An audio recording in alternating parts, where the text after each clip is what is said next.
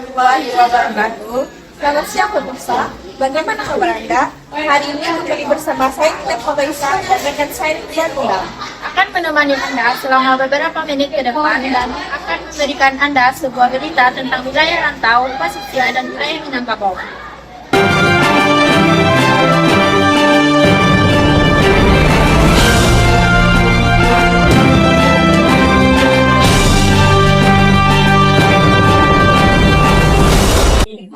Baiklah, saya Ida Nurbaida memberikan berita sekitar wilayah rantau. Wilayah rantau merupakan wilayah yang dijadikan sumber pencari hidup di luar darat. Tuhan memiliki wilayah rantau sendiri, seperti satu rantau luhak tanah datar, merantau ke arah barat dan tenggara. Daerahnya meliputi satu rantau kurang akso 20. Daerahnya meliputi Buah Ambacang, Buah Jambi, Gunung Koko, dan lain-lain. Dua rantau pasisir panjang atau rantau Banda Sapula meliputi Batang Tape, Buah Suruntia, Ampiang Perak, tambah lagi.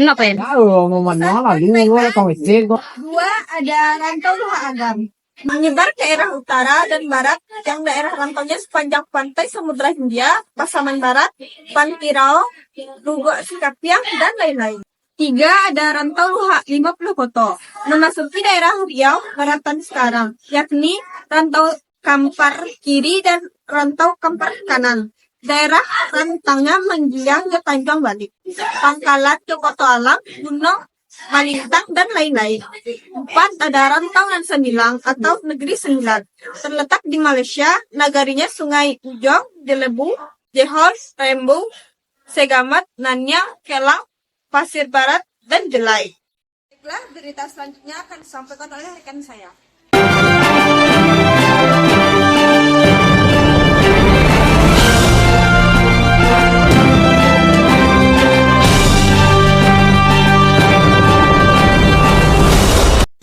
Baiklah, saya akan membacakan berita seputar wilayah Pasisir. Wilayah Pasisir membentang sepanjang pantai barat Sumatera, mulai dari Tapanuli Selatan hingga Muko-Muko Pasisir. Ini dibagi dua, yaitu Pasisir Tiku Pariaman dan Pasisir Pasaman. Betul, Pasisir Tiku Pariaman terdiri dari Piaman Laweh, Padang Salapan, dan Ranah Pasisir. Piaman Laweh meliputi Kasang Jo Duku, Sintuak Jo Lubaluang, Sungai Jo Purai Taji, Toboh Jo Pakandangan, Tiku Jo Piaman, dan lain-lain. Sedangkan Padang Salapan meliputi Lubuak Kilangan dan 20, Buah Limo, Bawah Samilam, dan lain-lain. Ranah Pasisir meliputi Salawik Jo Lunang, Indrop Puro, Jo Aye Haji. Baiklah, berita selanjutnya akan dibacakan oleh rekan saya.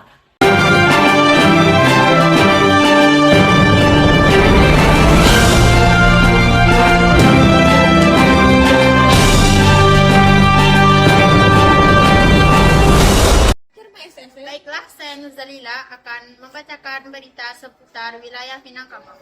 Wilayah Minangkabau, Provinsi Sumatera Barat sebagai wilayah administrasi. Wilayah Minangkabau dibentuk 9 Agustus 1957 berdasarkan Undang-Undang Darurat No. 19 Tahun 1957 tentang pembentukan daerah-daerah tingkat 1. Hari Jadi Sumbar diperingati setiap tanggal 1 Oktober dan dibentuknya Keresidenan Sumatera Barat. Berdasarkan data Badan Pusat Statistik, Provinsi Sumatera Barat memiliki luas sekitar 42.000,1 km persegi, terdiri dari 12 kabupaten dan 7 kota.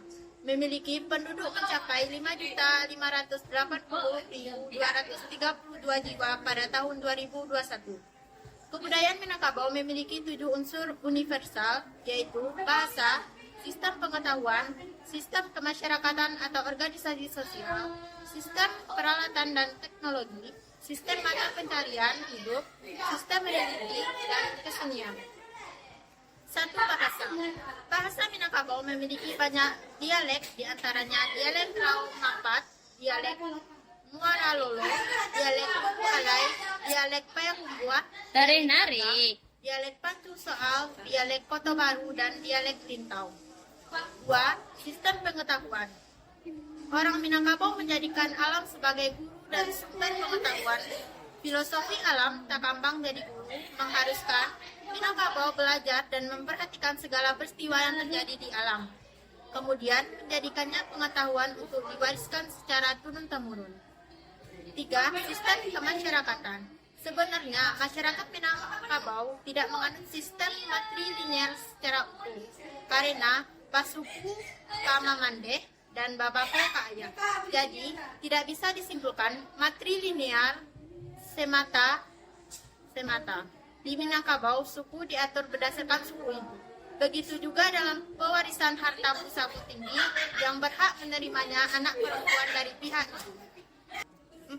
Sistem peralatan dan teknologi. Tiap nagari di Minangkabau memiliki produk unggulan tersendiri dalam teknologi, serta membuat peralatan yang digunakan untuk membantu pekerjaannya satu nagari atau satu produk.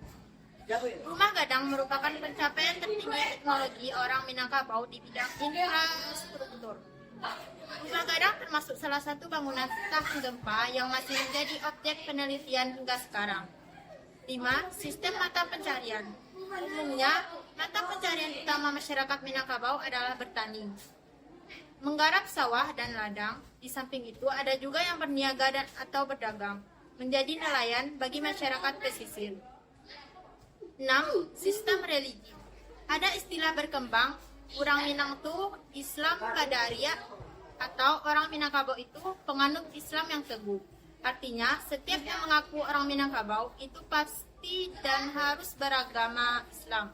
Sebab Atnium adat Basandi Sarak Basandi Kitabullah. 7. Kesenian. Setiap nagari di Minangkabau memiliki gelanggang sebagai berkumpulnya masyarakat, terutama orang muda. Di sana, pertunjukan berbagai kesenian anak nagari seperti randai, pencaksilat, tari-tarian, dan tambuah. Dari unsur-unsur universal kebudayaan tersebut dapat dilihat, kebudayaan Minangkabau terdiri dari unsur nilai, perangkat perilaku, dan hasil karya cipta. Demikian berita yang kami sampaikan. Saya Nurzalila pamit undur diri. Sampai jumpa dalam pembelajaran mulok selanjutnya.